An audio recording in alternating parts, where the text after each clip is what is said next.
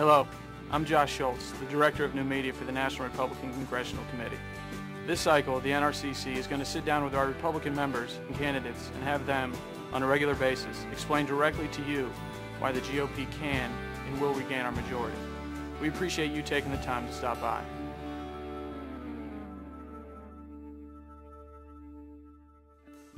This is one of the most critical issues. It's not always how much money you spend in Washington, it's how you spend the money. And people want their money spent well. They work hard for their money. The farmers, the ranchers, the small business people, the nurses, they all work hard.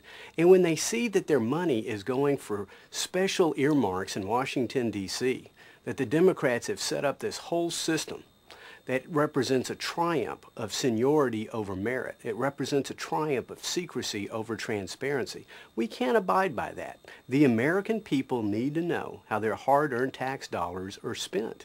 And these earmarks, too often, now not all earmarks are bad, but too often, they represent the gateway drug to spending addiction, and that's why the Democrats will go to any length to hide their secret earmark process from the American people.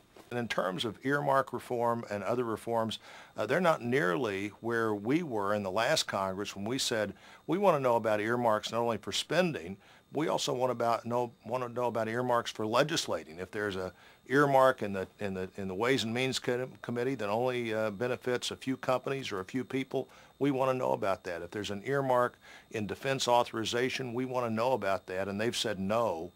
And although earmarks are a small portion of the federal budget, they are a huge portion of the culture of spending. So the Democrats have done a complete 180-degree turn on what they claim they would do. But at the end of the day, what Republicans are going to do is continue to fight hard against all these tax increases and all of this additional spending.